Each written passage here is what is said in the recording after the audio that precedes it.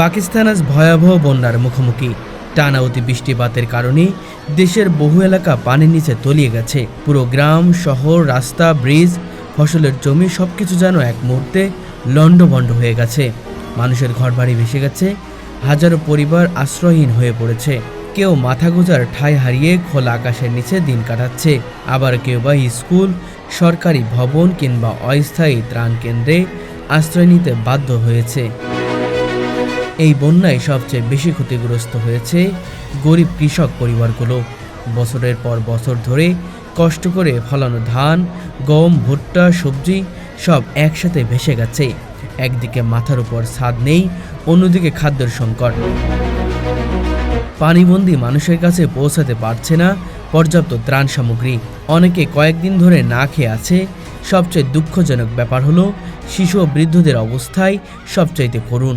নোংরা দূষিত পানির কারণে ডায়রিয়া, কলেরিয়া ও বিভিন্ন পানিবাহিত রোগ ছড়িয়ে পড়েছে দ্রুত। হাসপাতালগুলোতে জায়গা নেই, চিকিৎসা ব্যবস্থাও ভেঙে পড়েছে। শুধু মানুষের প্রাণহানি নয়, এই বন্যা পাকিস্তানের অবকাঠামোকেও বিপর্যস্ত করে তুলেছে।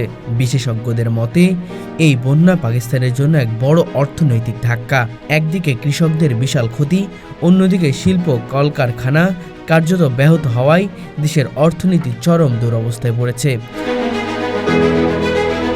এরকম ভয়াবহ বন্যা তারা জীবনে আগে কখনো দেখেননি।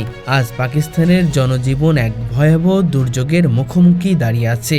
এই বন্যা শুধু মানুষের জীবন জীবিকাকেই ধ্বংস করেনি, বরং দেশটিকে এক দীর্ঘমেয়াদী সংকটের দিকে ঠেলে দিয়েছে। পানি কমলেও ক্ষতিচিহ্ন মুছতে অনেক বছর লেগে যাবে। দুর্যোগ বিশেষজ্ঞরা মনে করছেন, জলবায়ু পরিবর্তনের কারণে এই ধরনের ভয়াবহ বন্যা আরও ঘন ঘন হতে পারে।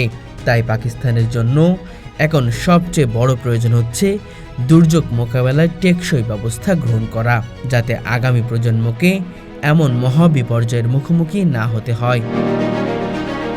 পাকিস্তানের এই ভয়াবহ বন্যা বিষয়ক রিপোর্ট, টানা অতিবৃষ্টিপাত ও ক্লাউড বাস্টের কারণে অনেক এলাকা পানির নিচে তলিয়ে গেছে। গ্রাম, শহর, রাস্তা, ব্রিজ, ফসল সব ভেঙে গেছে। হাজারো পরিবার আশ্রয়হীন, শিশু, বৃদ্ধরা দুর্ভিক্ষ রোগে আক্রান্ত। অবকাঠামোগত ধ্বংস, যোগাযোগ বিচ্ছিন্নতা, চিকিৎসা সংকট, অর্থনৈতিক ক্ষতি সব মিলিয়ে দেশ একটা দীর্ঘ সংকটের মুখে। দুর্যোগ মোকাবেলায় টেকসই প্রস্তুতির প্রয়োজন আজ আগের চেয়ে অনেক বেশি স্পষ্ট। ধ্বংস হয়েছে প্রায় 1667টি ভবন, যার মধ্যে 562টি সম্পূর্ণভাবে ভেঙে পড়েছে। রেল, বিদ্যুৎ লাইন, বিদ্যালয়, হাসপাতাল, সড়ক ইত্যাদি অবকাঠামো ব্যাপকভাবে ক্ষতিগ্রস্ত হয়েছে। বিশেষ করে বিউনারে ব্লাকবাস্টার হয়েছিল ঘটনায় 150 মিমি তা যার বা তার বেশি বৃষ্টিপাত জমা হয়েছে, বন্য ধ্বংস সৃষ্টি হয়েছে।